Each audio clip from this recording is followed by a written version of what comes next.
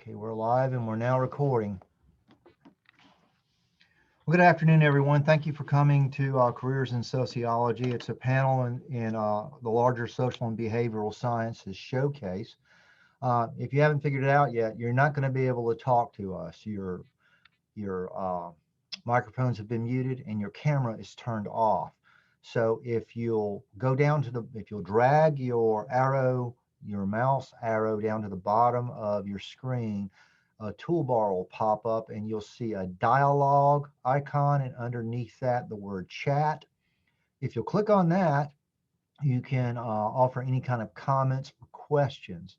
At the end of this, I'm going to open the panel up to your questions. So if you think of any questions as the lecture progresses, go ahead and write them in now in chat. So it won't, you won't have a momentary lapse and forget the question. So let's start off. What is sociology? Before we start learning about its nifty utility, let's figure out what it is. So I'm going to give a, um, a flawed general definition of what sociology is. Sociology is the systematic and scientific study of human society and patterns of social interaction. It is a social science, and it has the largest scale of the social sciences, meaning the independent variables and the phenomena we're attempting to explain it is the largest. It doesn't make it better than other social sciences. It does make it different, though. Sociologists assume that human behavior is molded largely by the social environment, families, organizations, group memberships, and historical eras that people find themselves within. So sociologists, study social context, social environment. Now, we don't really get into the free will versus determinism debate because what we're looking at is structured behavior. It doesn't really matter whether you have free will or not. What we're looking at is how that free will is constrained, if you do have it, by the environment, by values, norms, folkways, laws, group affiliations, and relationships.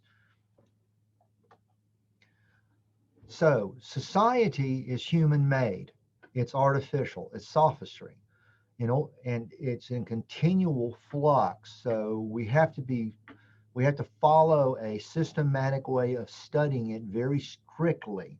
And the method that we use, dating all the way back to Auguste Comte, um, who some textbooks accredit him with being the progenitor, the father of sociology, is the application of the scientific method, which involves making accurate and testable measurements. Our understandings are based upon evidence found in the real world. Theory isn't separated from the real world. It's a scientific opinion based upon the real world, checked against it. Operationalization.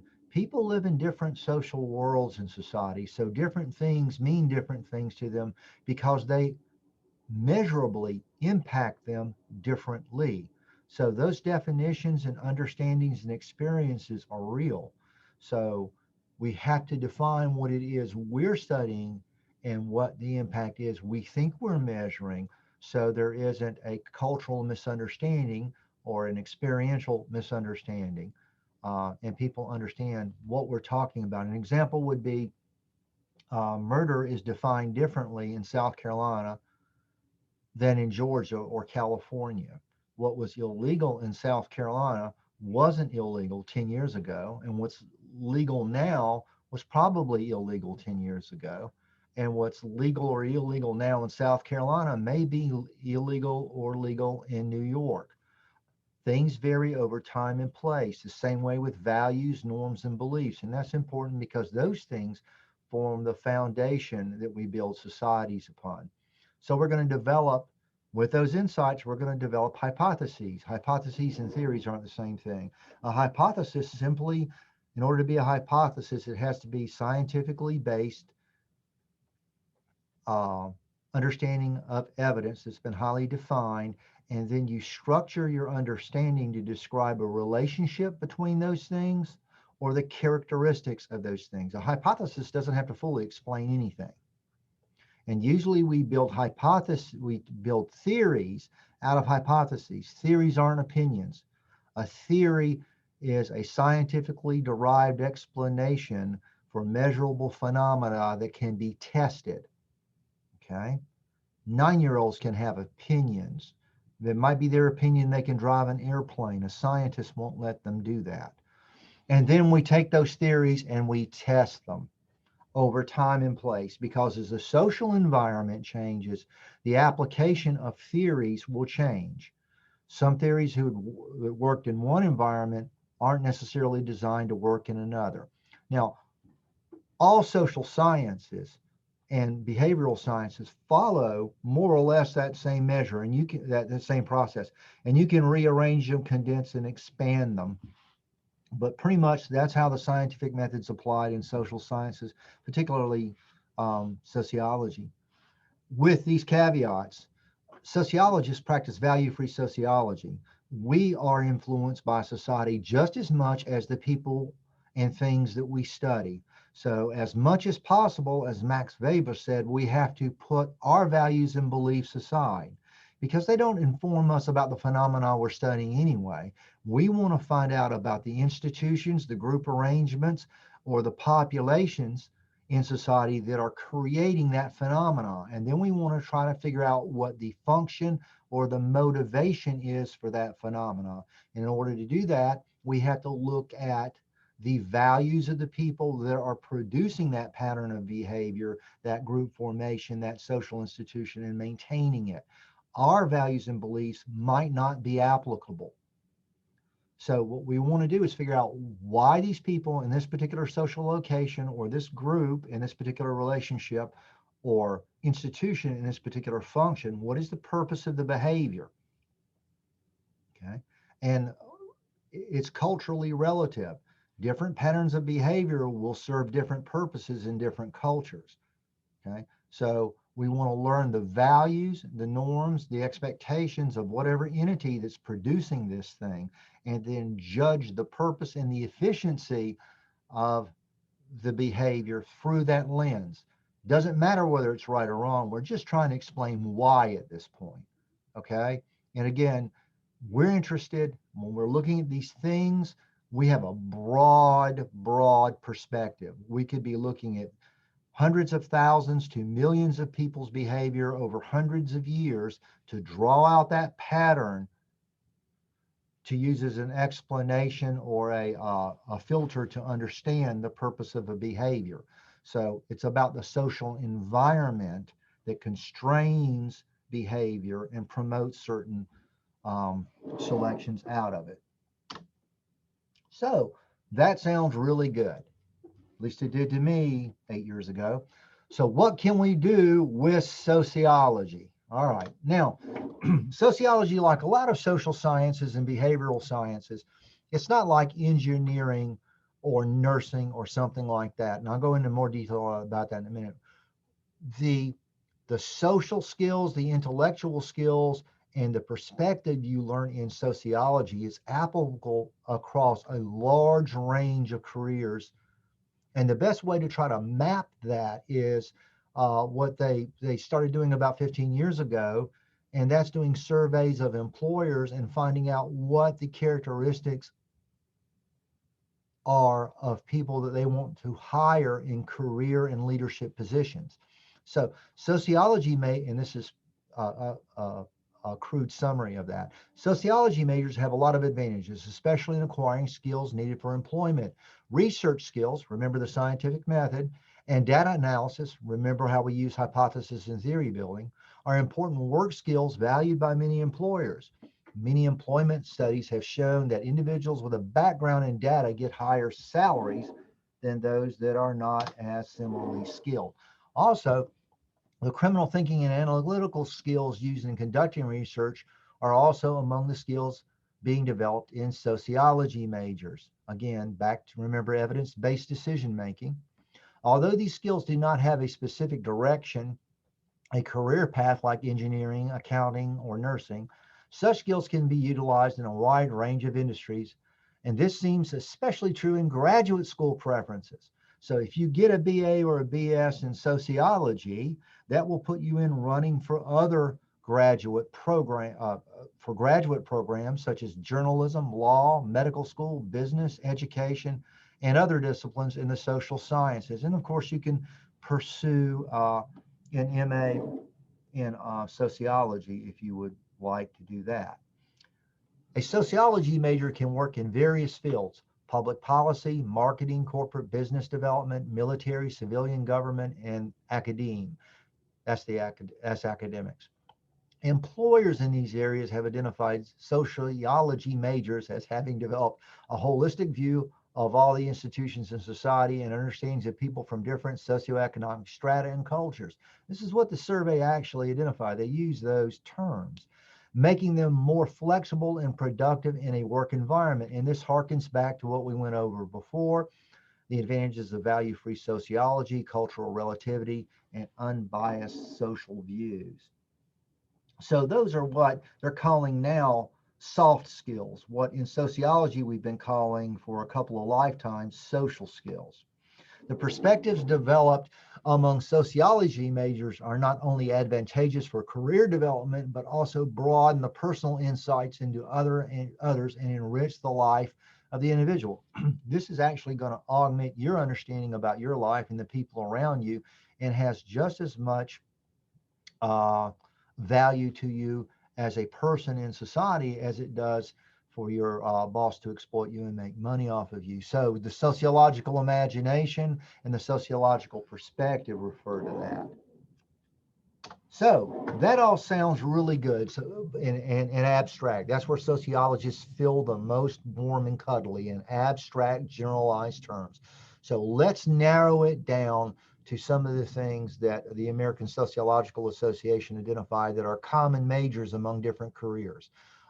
Writers and authors, special education teachers, market research analysis and marketing specialists, administrative service managers, media and community workers, meeting, convention, and event planners, urban and regional planners, probation officers and correctional treatment specialists, technical writers, public relations specialists, fundraisers, compensation benefits and job analysis specialists, dietitians and nutritionists. There's a growing field in sociology of food and sociology of healthcare that fits right in there that you wouldn't necessarily think links. Directors, religious activities and education, purchasing managers, producers, and directors. Now, notice how the labels of these titles of these positions don't have sociology in them anywhere. But if you think for a moment, and if you're familiar with some of these fields, you'll see that the skill set they want these people to have is taught, at least in large part, in sociology. Elementary and middle school teachers, social workers, post-secondary teachers, social and community service managers, educational administrators, legislators, legislators, human resource workers, accountants and auditors, police officers, general operation managers, marketing and sales managers, medical and healthcare service managers, human resource managers, financial managers, compliance officers, and intelligent analysts. So, to sum this up, let's look at some famous people that have been very, very successful in their fields, whose names, many of them, you should recognize, who were sociology majors, according to the American Sociological Association. Reverend Martin Luther King majored in sociology. Roy Wilkins, the former head of the NAACP, majored in sociology. Reverend Jesse Jackson, Shirley Chisholm, former Congresswoman from New York, Maxine Waters, Congresswoman from LA, Saul Alinsky, father of community organizing, and may I add, author of the infamous text, whose name, the text I just forgot. Old age is easing in now. Rules for Radicals. Ronald Reagan, double major in sociology and economics. Michelle Obama, lawyer and first lady of the United States, majored in sociology in her BA. Daniel Patrick Moynihan. Now, you'll have to be getting a little bit long in the tooth to understand that, but he was a United States Democrat senator from New York and an advisor to Republican U.S. President Richard Nixon, and he wrote a major article called Defining Down Deviance. His PhD was in sociology. And to show you the breadth, the scope the application of sociology, let's go to abstract fields like art. Saul Bellow was a novelist, majored in sociology, a lot of underlying social themes in his work. Dan Aykroyd was an actor, a blues brother, and he writes film scripts. And if you look at his film scripts carefully, there's a lot of social commentary in that. Ruth Westheimer, the sex doctor, we'll leave that one alone and move on. Kaplan Modi, White House liaison for the arts and humanities. She got her BA in sociology. So that's a good segue into introducing our guests. We have with us today Arliss Connor, who's a former MTC student, who is now splitting his time between Winthrop College and MTC. Bradley Crane, who's a former MT student, who's gotten his master's degree and a slew of certifications and is now a PhD candidate at the University of South Carolina, a former MTC student. He's currently an engineer associate at the rehabilitation technology for the state. And Gail Glover, who is a current and bright and shining MTC student now. Yay. All right. We also have Dr. Christine Witkowski, who's with us as a faculty member, and she'll unmute her mic and jump in whenever she wants. Also, Professor Robinson Hayward, who is our other stellar member of the sociology faculty. And overseeing us all to keep everything legal, if I haven't introduced him yet, is Dr. Lloyd Pilkington, our chair. He's the guy wearing the tie and looking very nervous right now because I'm speaking and he's muted. So now we'll move on, okay? Let's start off, Gail. If you'd like to unmute yourself, I'll mute me, and then you can introduce yourself and tell us about your experiences in sociology at MTC, okay? Yes, thank you so much for having me on this afternoon. It's an honor to speak with everyone. I am Gail Glover. I am a returning student. I haven't been in college in quite a long time. I returned because my field is dance education. I owned a dance studio and taught the 5, 6, 7, 8 of it all, and love it. That's what I do. I sleep and eat and dance. But I realized that there are issues that I wanted to address that go further than the 5, 6, 7, 8 of dance. You know, how do you address the student with that doesn't have support at home? How do you address the different issues that may occur in their lives and affects their dancing in some way, shape, or form? So, and one of the main issues that I want to address is racism in dance, color, and we get that is a big avenue right now that's happening, a big issue that's happening in the dance world, or actually not just now, but it is coming to a head. So I actually was looking for a diversity, equity, inclusion degree, and there's not one, there's not a bachelor's, there's only a master's. And when I was looking at what to do to get to the master's, because in my time, you didn't go to college to dance, you just went dancing and that's what you did. But now it's a little different. So going back and looking for my diversity and equity inclusion degree led me to sociology. And when I looked at sociology and in my investigation, NTC has a wonderful program, and I concur. I love my instructor, Dr. Witkowski. She's wonderful. Take her class. I only have 2 classes with her, though. I'm going to protest about that one day. But not to give her more work, but yes, it's been very enjoyable. Sociology has been very interesting. I've learned so much, and already am able to apply what I've learned to my teaching. And it has enhanced my knowledge and education about human behavior and how to work with people, how to ask the questions that I need to ask in order to get to the solutions that I want to deal with, which um, which is racism, and racism not only in dance, but how I can influence the people in my circle around me who who are dealing with racism in their areas. So it is really a wonderful course, and I'm truly enjoying the it's a lot of work, don't get me wrong. It's a lot of work, but I'm truly enjoying finding out not only who I am, but how society has influenced me and how society is influencing the racial demographics of the world right now, specifically dance for me. So yeah, that is And might I add how you are influencing the world? uh, thank you. I'm trying. I really want to learn so much that I can change this issue, this social problem that is quite evident and has come to the, like I said, come to head. And I think because my influence is in the dance world, that if I can influence children from ages 2 through adults, I think the oldest adult I've taught was 86.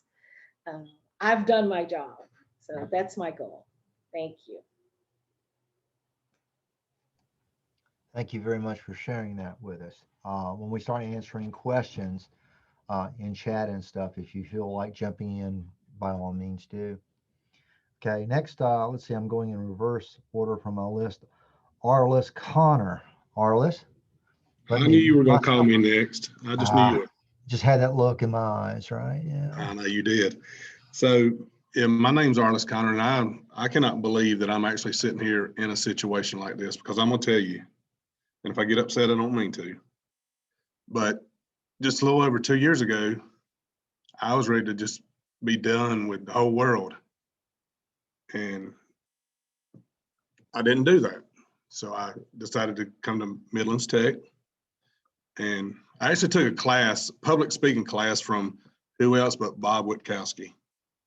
And he said, oh my God. And I told him, I said, I just want to stop one veteran from going through what I've had to go through.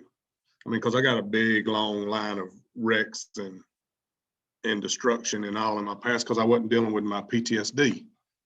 So he said, at the end of the class, when he found out what I was wanting to do, he said, well, you've got to take my wife's class, Dr. Witkowski. And I said, okay, well, that'll be an easy class. Sociology ain't no big deal. And we've had many discussions. I said demography didn't really matter. I said a lot of things didn't matter when I first got in that classroom. And I said, it is what it is. You know, that whole Marine mentality. It is what it is. It pays what it pays. Who cares how we got here? This is where we are. But through that first sociology class, I learned that it's not what it is what it is. There's more to it than that. And I've learned so much. And I don't know, and I'm gonna be a social worker to help other vets. That was my whole goal to begin with. And I could probably help them without a college degree, but for some reason, you know, the VA and all these other people want you to have a degree. And I learned that demography does matter, and you know, the groups you're in, like the group that I was in, the Marine Corps, caused my mental illness. I mean, it did. No two ways about it, which I manage now. I don't want y'all to all think I'm crazy, because I'm not crazy. But it helped me learn that, hey, we're where we are because of our social situation. It's not, we didn't choose to be here or anything like that. And my whole goal is to stop if I can stop one person from going through what I went through, the path of destruction I went through, then it'll be a wonderful thing. But sociology has been so amazing to me. And there's no way that you could ever be a social worker without understanding sociology. There's no way. So I'm currently although I'm sitting here at Midlands Tech Airport campus right now, and taking classes here, which I got a test at 2:20, but I'm at Winthrop, and there's no way I could go through these social work classes without understanding sociology and demography, by the way, Dr. Witkowski. I mean, this has been the most eye-opening, amazing class, or classes, because now I've had 3 with Christine, counting one, or Dr. Witkowski, including the one I'm in now. And sometimes these classes make me so mad, but then they also help me to understand it. This is why things are the way they are. and I've got to be an agent of change to make them not be the way they are anymore. So I mean, really, I think the whole world revolves around sociology. It just does. But I do have to ask you one question, Dr. Abercrombie. Now, one of your slides says society is artificial. I have to push back on that because society is reality. I mean, All right, well, the term artificial means that we create it. It's not naturally out there. So if you didn't have 5 people organizing themselves or more, by our standards, it would be a lot broader than that. You don't have society. You don't have society on a deserted island. You don't have, arguably, as a sociologist, you don't have societies in the animal kingdom. You have patterns of behavior, but they don't rise to the standard of human society. So the ramifications, you would have enjoyed my Thomas theorem lecture earlier today, but ramifications of society are real. I think that's what you're keying off of, because this stuff can get really serious. Like the entire I mean, it can lead to death. It can lead to a lot. It can lead to substance abuse. It can lead to a lot of things, and it's real.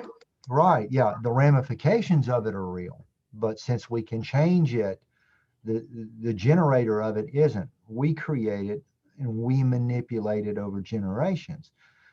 Genocide is real. Poverty is real. Sexism, racism is all real, but we create it because certain parts of society want it because it serves a function for them.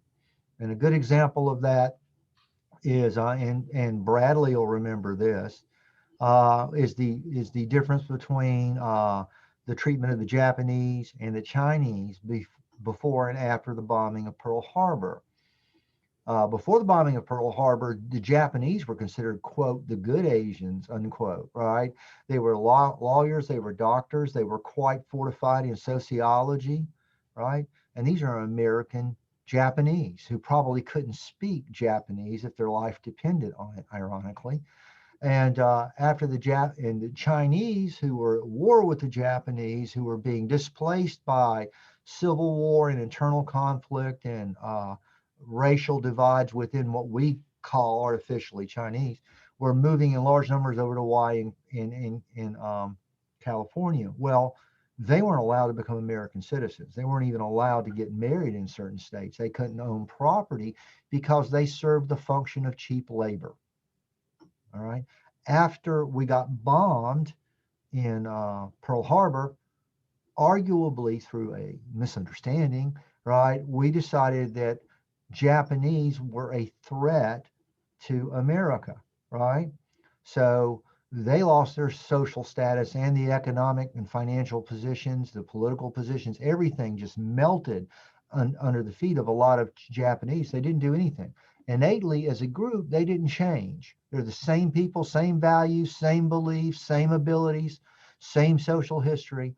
The Chinese suddenly became a valued resource in our industry, in our war industry, as welders, as plumbers aboard ships in the harbors where they were building warships. We moved them from laying roadway down for railroads and digging canals in California to creating ships and tanks and aircraft. That ability for them to do that work ethic, that level of commitment as a people were already there in the Chinese. We didn't teach it to them. That was a resource society needed, so it plucked it. And along with that came all the advantages of having a higher socioeconomic class. So what changed wasn't the nature of those people. What changed was the needs of society. All that stuff is created by society for a function and a purpose. It's artificial. You ever seen the movie Matrix? There you go. Yes, sir. There you go. All right. Well, and Now see, you segue right into that. Christine knew better. You saw her. She just leaned back and enjoyed the ride. So I was thinking how interesting it is that, I rarely use the word artificial when I teach, but I do use the word socially constructed all the time. And that's probably much more familiar to RLS and that's a much better word. Much better word. No, it is socially. It's more diplomatic, right? We deal in demonstrable truths and No, evidence. but see, I still got to say, I mean, I agree with Chris or Dr. Witkowski. It is socially constructed. It is not artificial. Artificial means it's not real, but it is real. No, Whatever place and time we are, whether I'm in Kuwait City mhm. shooting at people, it's real. And now that's socially constructed. It's not artificial. So I have to say, I mean, All right, let me try. All right, I think what's going on is you're not separating the impact of something versus the nature of what created it. Okay. So in the Thomas theorem, it doesn't matter if we're functioning under misunderstandings or lies. Okay. If we believe that's true and we believe it's correct and we believe it's, quote, real, unquote, then the ramifications of the patterns of behavior that produces are real. So you're not talking, see, a war is a symptom, it's a political failure and a social product. Okay. So war within itself just doesn't happen. You need at least two governments to begin with, and then you need them to be motivated to start that. And then the government has to sell the war to you based upon your pre-existing values and beliefs. And it doesn't matter whether whether we're actually invading. Was it Puerto Rico we invaded because we needed a coal depot for our Navy? We found out later, but they came up with all these values and beliefs, and we're gonna help these people by blowing up their homes and stuff. And people bought into that, right? And that war, that invasion was very real, right? But the motivation for it in the understanding of the social circumstances by the people fighting it have been demonstrated as incorrect. But the ramifications have lived on. So I think that you're confusing symptoms with disease. How's that sound? And we'll talk later. I'll even buy you yeah, a cup of I coffee. thought we had interaction before, but I think we're gonna have some more since That'll work. today. But as you can tell, I'm a very mellow guy, and I don't really get into confrontation. Yeah, I'm not passionate at all either. Okay. So, but one more thing before you get to the next one. Just if anybody sees me running around Midlands Tech anywhere, don't think I'm crazy or anything. Yes, I have PTSD, but I'm pretty normal if you ask Christine. I mean, so don't anybody be scared to speak to me or anything. I mean, you know. And It's not like you got a PhD in sociology or something and can argue with you to their last breath, right, man?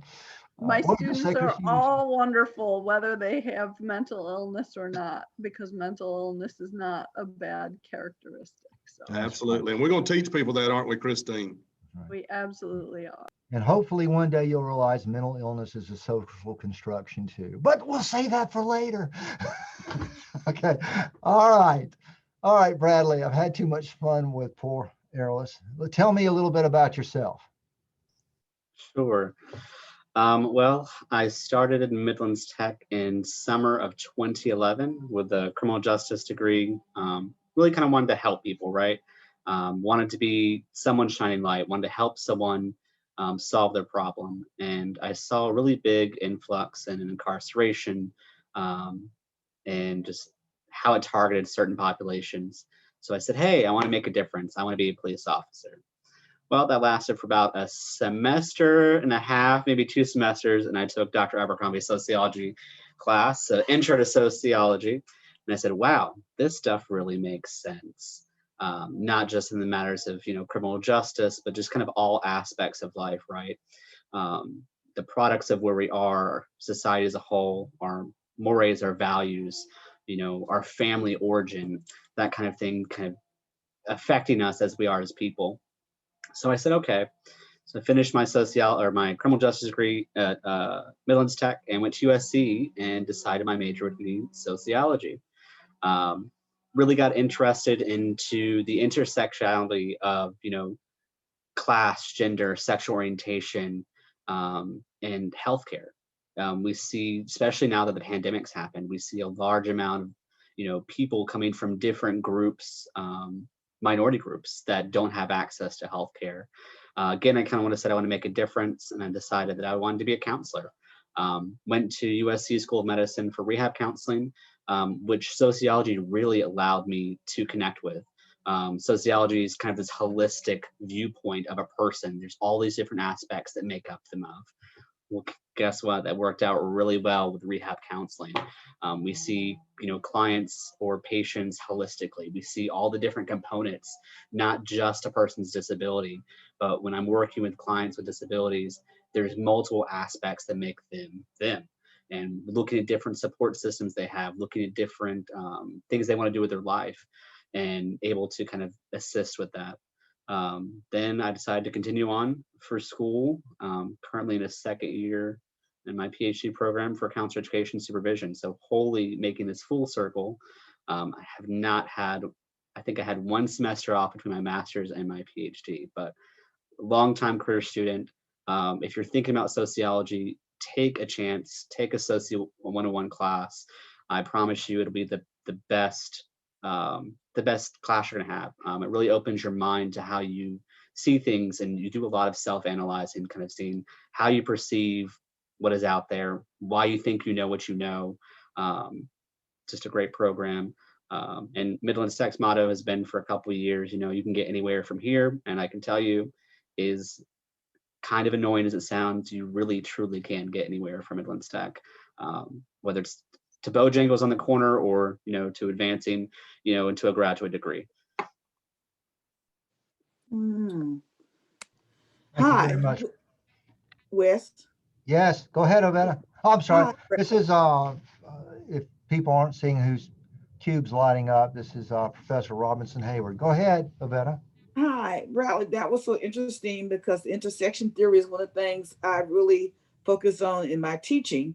Mhm. And as you said, when you look at those variables, I don't care whom you are or where you are, you've got to look at some of those basic things because, as Christina mentioned earlier, in West, they impact us either overtly or indirectly.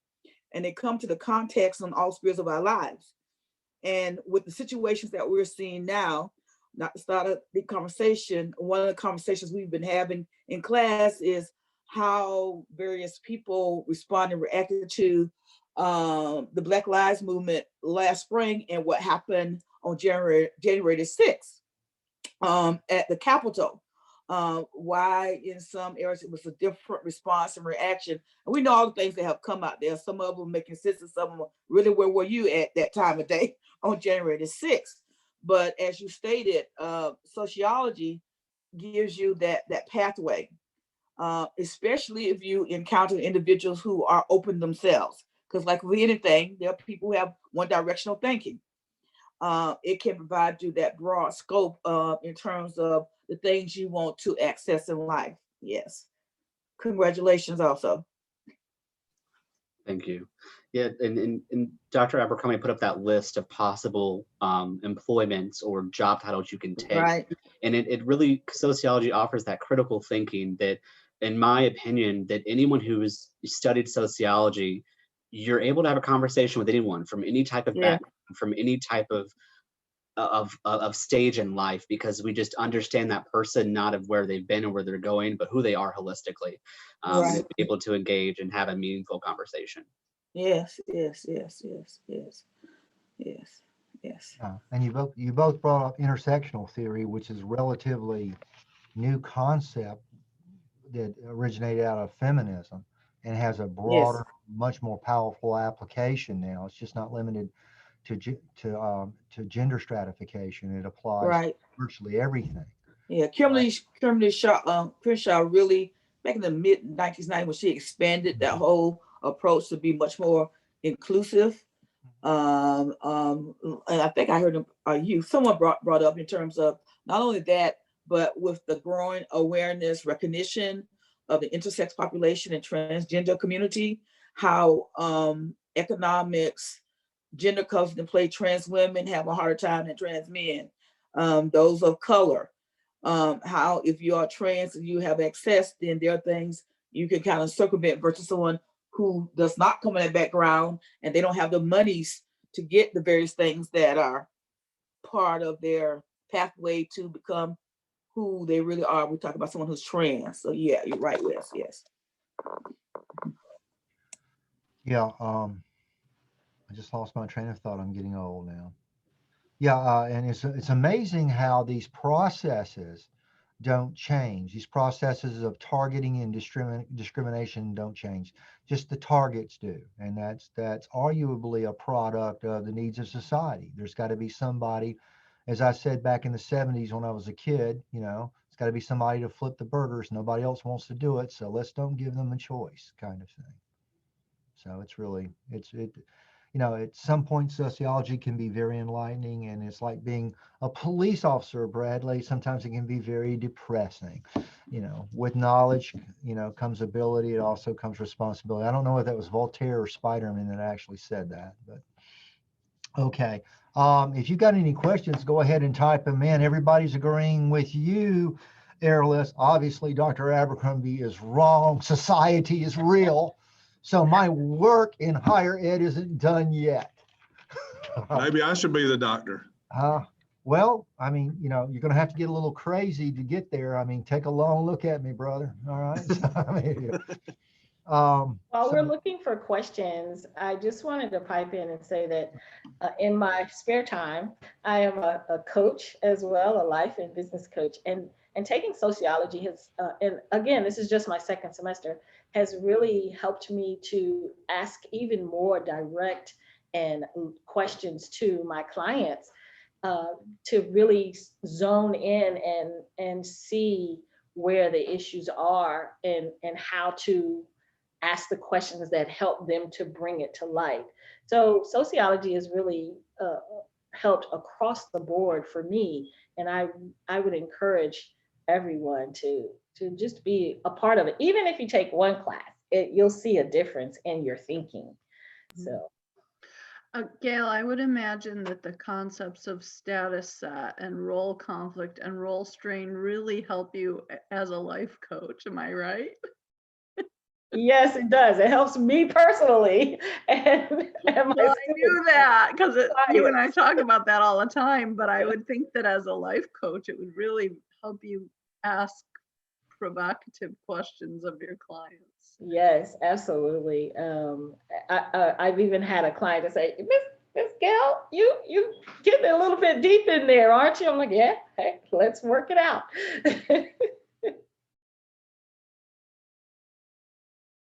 a good question. Um, is it fair to say that sociology allows you to have those conversations with limited biases? That's been an argument in the philosophy of social science forever, because you're always going to be biased. Okay. I mean, you'll be dysfunctional if you took away all your values and your norms and your beliefs. So Weber and Durkheim more or less argued what you're trying to do is take the sharp edges off, and you're trying to look at it as objectively as you can, because your purpose is to explain a pattern of behavior from a group of people based upon their rationalization for the behavior or the function it serves society. But I mean, I'm a big I'm a well, I don't want to get into my scientific philosophy, but anyway, that just my ideology about how you're supposed to do social science is a bias. So the big argument becomes which is the most productive and least limiting biases to have is how I approach it. And I also understand that this is a social science. We're not theologians, we're not philosophers, we're not biologists. So the definition of how we define sociology um, takes away my opinion as a sociologist on a lot of things. I'm not a behavioral scientist, right? I mean, you don't want me advising your children. Trust me, people that know that, the color drains out of their face. I'm just not. My personality, everything about me is such that my training, everything goes against that. So, Well, you have to stay first.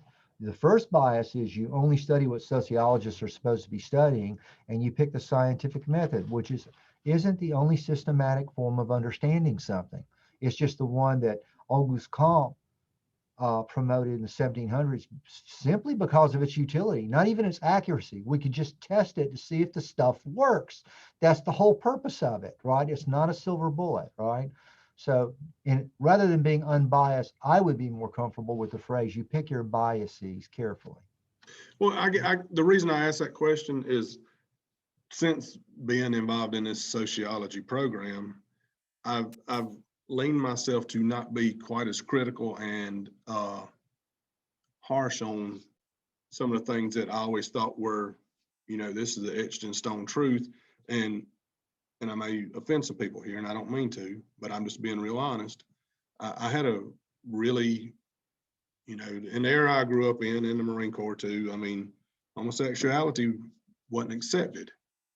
But through the thing of sociology, those people get where they go through because of their social construction, just like I got to where I was through my social construction. So I'm somewhat more accepting of it than I used to be. And again, if I offended anybody, I didn't mean to, but maybe I didn't ask that question properly.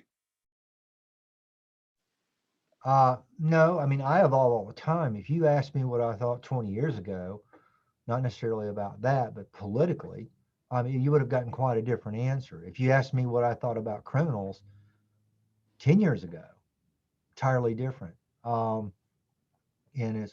it's also interesting that they promote behavior like you've described in the Marine Corps and stuff like that, when an incredible percentage of that those people have been gay or lesbian since the 1700s, right? And then and then you have to ask yourself as a sociologist, well, what if that is socially constructed? What purpose does that serve? All right, because it's not innately true. I mean, some of our greatest war heroes we suspect were gay, right? Some of our most effective strategicians as generals were gay. Some of the best soldiers I ever served with happened to be gay, right? So what function does that serve in the military? Is that how well the military functions, or how well those people interact with people outside the military? So that's what I like about sociology. It makes you reject the shallow covering as to why people are taught this, and that also illustrates the point I was making earlier. It's artificial. You were taught an untruth that you're slowly beginning to realize, right? But it doesn't matter. It still impacted the majority of people. I mean, if gay marriage was put to a vote in California last month, right, the majority of Californians would still vote against it. And it's been legal for how many years now? And society hasn't collapsed. Sadly, California hasn't, no, I won't say that, but it's still here, right? I mean, nothing's gone wrong, right? So what function does it serve? And at this point, the interesting thing about this is it might not serve any other function, but when you're taught a value and a belief and you structure your understanding of society around it and your social identity, you're going to cling to that, man. You'll fight other people, kill other people. You'll sacrifice yourself because that's who you are. Even after societies abandoned that and moved on to the next method of manipulation and social control. So it's really interesting. And that's what I was talking about, ramifications being real. But again, I mean, seriously, man, I'll buy you a cup of coffee and we'll sit back, or tea, or whatever you want. Bradley's had those moments, and we'll have some conversations. Okay. All right. That's good. Can I pose a question to our panelists? But before I do, I want to push back a little and say that the best scientific evidence we have so far is that sexual orientation is biological, right? It's not socially constructed, but our reactions to people's sexual orientation are definitely socially constructed. And even our choice of how we present ourselves in terms of our sexual orientation is socially constructed, right? People, if they live in a very hostile environment toward those of non-heterosexual orientation, are far less likely to present as homosexual or bisexual or anything other than heterosexual because of the negative sanctions associated with that. So it's not that the sexual orientation itself is socially constructed. At least most of the evidence doesn't suggest that, but definitely all of the behaviors associated with sexual orientation on the part of the person and others are socially constructed. So just wanted to add a little clarity there for the audience. Now, let me add some more clarity really quickly before we wander into anything I don't want to get email over, right? That is that the majority of sociologists agree with Dr. Witkowski right now, but there's a very vocal bare minority of sociologists that would disagree. And That's true. yeah, and the other issue is if you're taught 1 year in some way, and if it is taught, we don't know the process. Okay, we can't identify that. But if it's taught to you early in primary socialization, that is as permanent as a genetic predisposition. You're going to have to destroy that person's social identity to change who they are.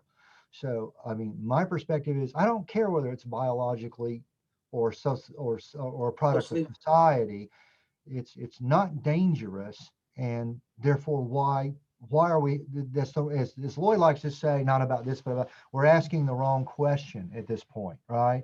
And I do believe it's socially constructed, but I think that is just as determinative as a biological predisposition, as being born with one leg, because in the social world we live in, it's going to have the same effect, and the person, that's how that person identifies themselves, and that's what they're comfortable with.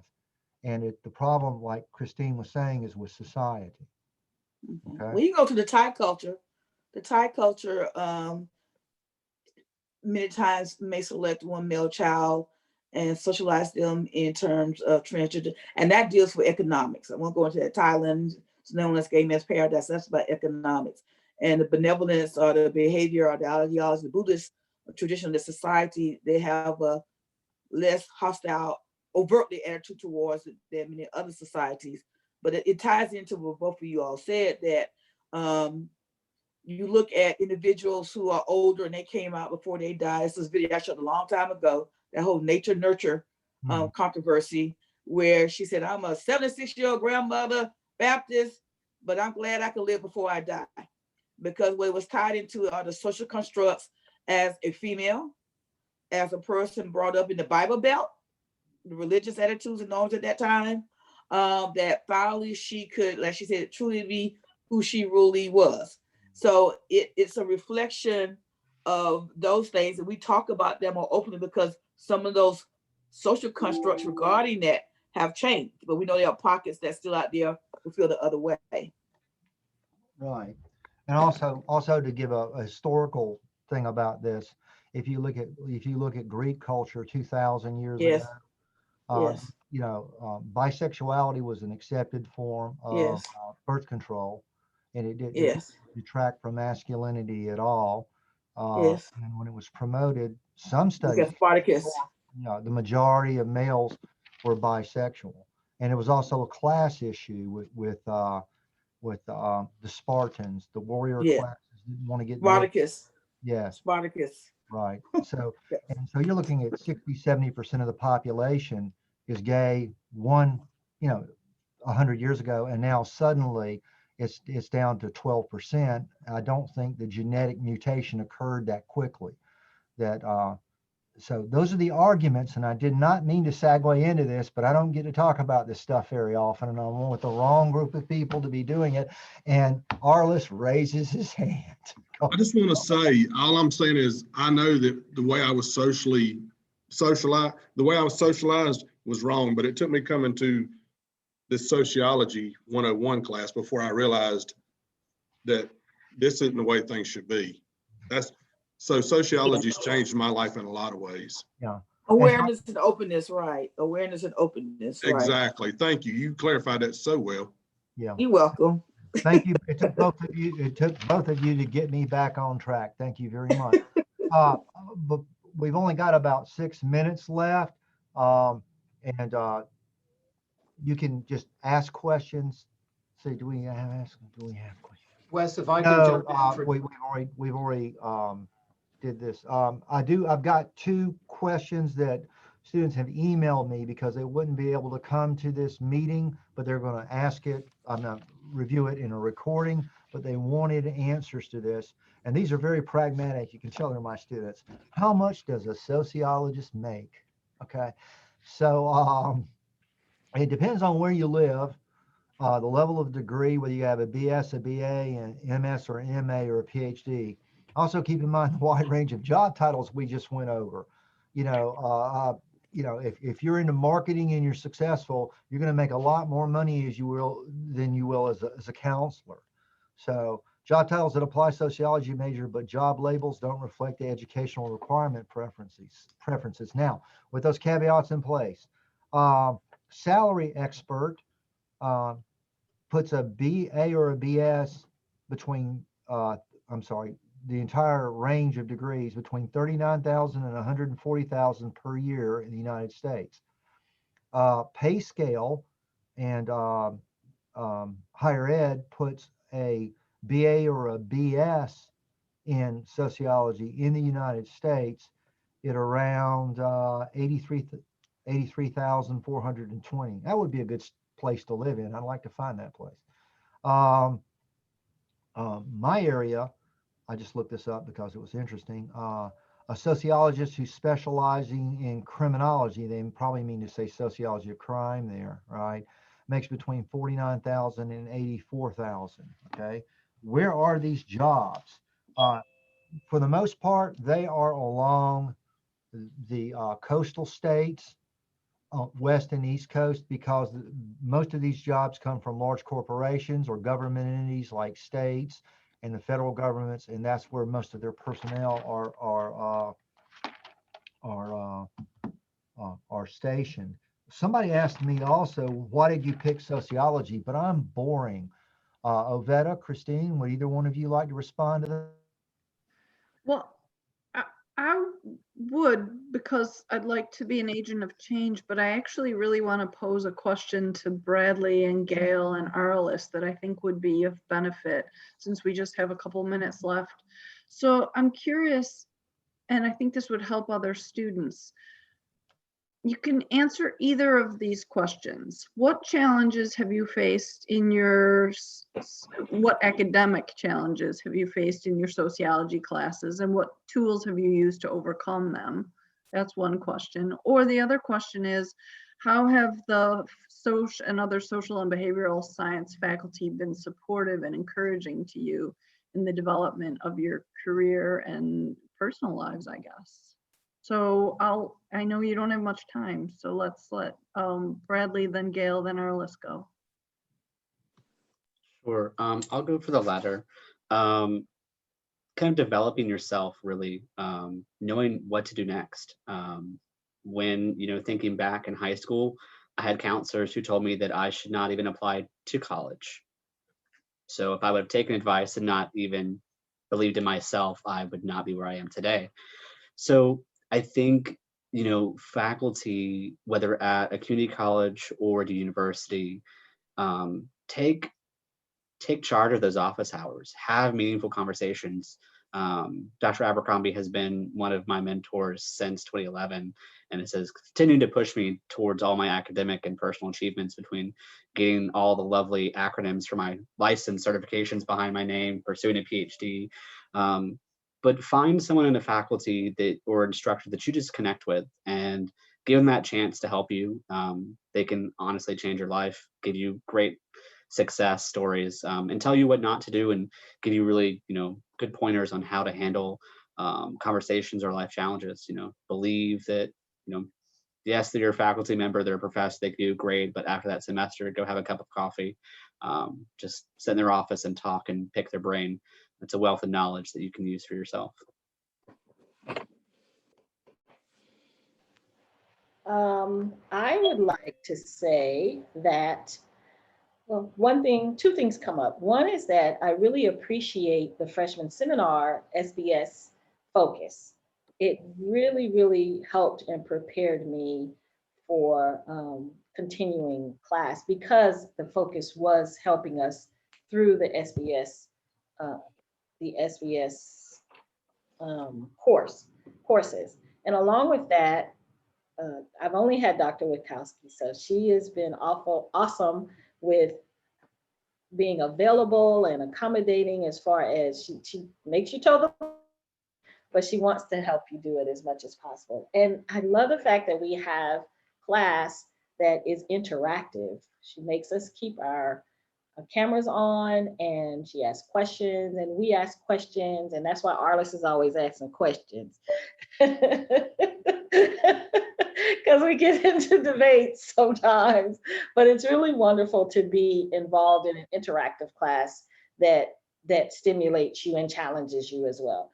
And so that's been very important for me. As far as how the semesters have gone, it's been a lot of work. I can't lie. I'm 57. I came back to school after 40 years, and it was challenging to come back to be in a classroom. But again, it's been very supportive. The SBS course has been very supportive, and the instructors, and they've all been really supportive, even with knowing how old I am, but also encouraging me to continue and just being positive. So that's been great. Real quickly, I just want to say that I have to second both of y'all about the faculty. I mean, even last semester when I was at Winthrop, I still talked to Christine on several occasions because, man, me and her had so many times talking in her office and whatnot, and she's just really helped guide me along my way and made me look at things differently. And I might have spun out by now if it wasn't for the fact that I always had her as like just a little rock. Hey, you know what? I want to bounce this off of you. And she's always real about it. And that's all I got. Well, we are out of time, so I have no more time. I appreciate you all showing up for me and helping make this as interesting as it was. Bradley, I still owe you a cup of coffee, and Arliss, I think I'm going to have to buy you one before the semester's over with, my friend. All I right. think we're going to try that. All right, boss. All right. Dr. Thank you Witkowski. all. It was really, really wonderful to have you as representatives of sociology and what we can do for our students. So, and thanks to all the audience members. Really appreciate you being here. And one last thing before I shut off, because I'm going to see you again, Gail. There's a book out there called Sociology of Dance. Have you ever read that? I have not. Okay, it talks about the cultural dance as a form of cultural communication and historical record. But I'll see if I can dig it up and I'll chunk it to Christine, and you don't want to buy that book, okay? You don't want to do that. All right, but I mean, okay, it's too expensive. All right, but I had a review copy, and I'll see if I can dig it up. No promises, but if I can find it, I'll get it to you. All right. Okay. Y'all have a good day. I got a class starting any second now, and they're just dying for the pearls of wisdom that I'm going to scatter on the floor. Y'all have a good day now. All right. Good luck on your exam, Arliss. Bye, everyone. Thank you.